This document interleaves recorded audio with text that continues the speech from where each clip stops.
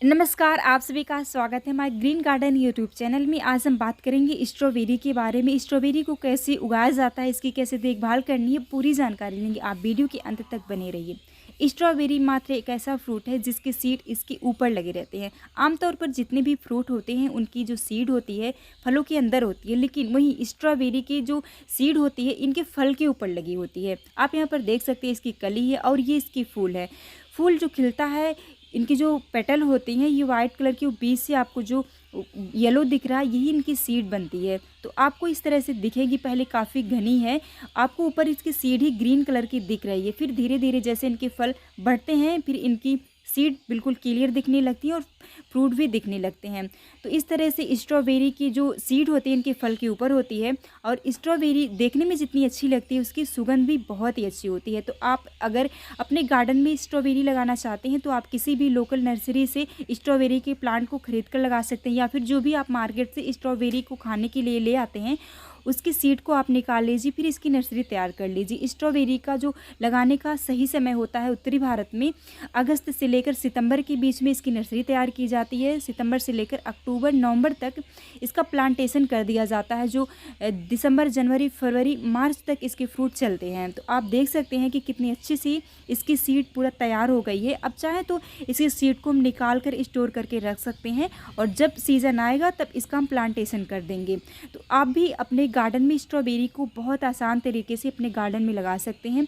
अब बात करते हैं कि लगाते समय किस तरह की सॉइल तैयार करनी होती है। इसकी जो सॉइल होती है थोड़ा अच्छी तरीके से तैयार करनी होती है ताकि हम ज़्यादा से ज़्यादा फ्रूट को हार्वेस्ट कर सके। तो 50% हम काऊ डंग कंपोस्ट या वर्मी कंपोस्ट लेंगे और 50% नॉर्मल गार्डन सॉइल मिलाएंगे। अच्छी तरह से मिक्स करके एक हमें कंटेनर में भर लेना है, फिर स्ट्रॉबेरी का प्लांटेशन कर देना है।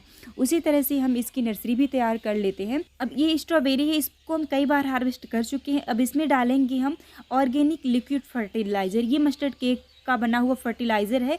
एक मुट्ठी मस्टर्ड केक लेना है, 1 लीटर पानी में डालकर रख देना है 3 से 4 दिन के लिए। फिर उस पानी को हम 5 लीटर पानी में डालेंगे, फिर उस पानी को हमें इस प्लांट पर दे देना। हफ्ते में हमें एक बार देना है। इस तरह से हम ऑर्गेनिक फर्टिलाइज़र डालकर स्ट्रॉबेरी को अपने गार्डन में बहुत आसानी से उगा सकते हैं।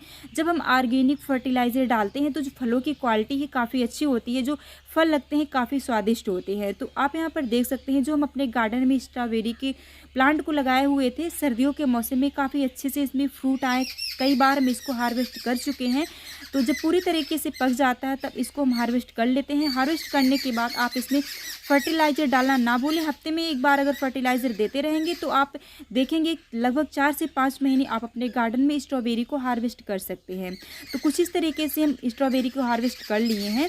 अब बात करते हैं कि किस तरह से इसको पानी देना होता है, किस तरह की सनलाइट में रखना होता है।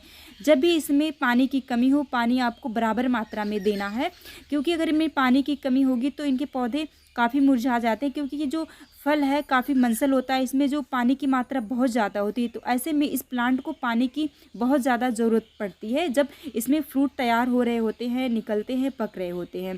तो इस तरह से आप इनमें पानी बराबर मात्रा में दीजिए। इसको फुल सनलाइट में रखना है। और जब आप देखेंगे कि सर्दी का मौसम बीत चुका है और गर्मी का मौसम आने वाला रहेगा तो कुछ इस तरीके से इनकी पत्तियां कुछ ख़राब होने लगेंगी। उन ख़राब हुई सूख रही पत्तियों को हटा देना है।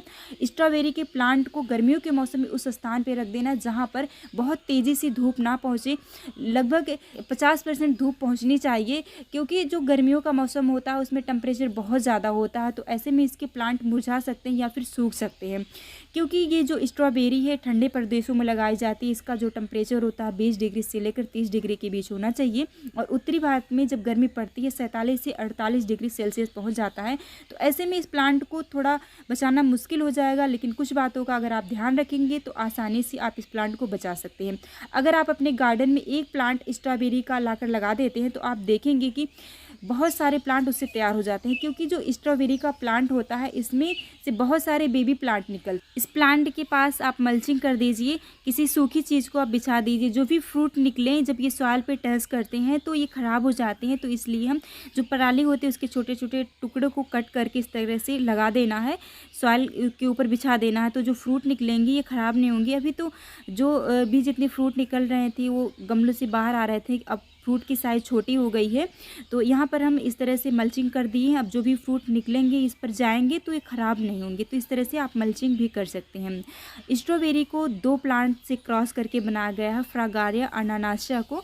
ये प्राकृतिक रूप से ऐसी नहीं थी, क्रॉस करके जो नई ब्रीड तैयार की गई उसे स्ट्रॉबेरी नाम दिया गया। तो इस तरह से आप अपने गार्डन में बहुत आसानी से स्ट्रॉबेरी को लगा सकते हैं। इसकी सीड कुछ इस तरीके से निकालनी होती है, ऊपर से इनके छिलके सहित कुछ इस तरह से आप निकाल लीजिए। इसको अच्छी तरह से सुखा लीजिए, फिर आप इसको एयर टाइट कंटेनर में भर के रख दीजिए। जब आपको इसकी नर्सरी तैयार करनी रहे तो आप इसकी नर्सरी तैयार कर लीजिए। आपको इसी तरह की गार्डनिंग से संबंधित वीडियो अच्छी लगती है तो आप इस चैनल को सब्सक्राइब कर लीजिए। इस वीडियो को अन्य ग्रुप में शेयर करें ताकि ये जानकारी और लोगों तक पहुंच सके, उसका लाभ वो भी उठा सके। वीडियो को पूरा देखने के लिए आपका बहुत बहुत धन्यवाद।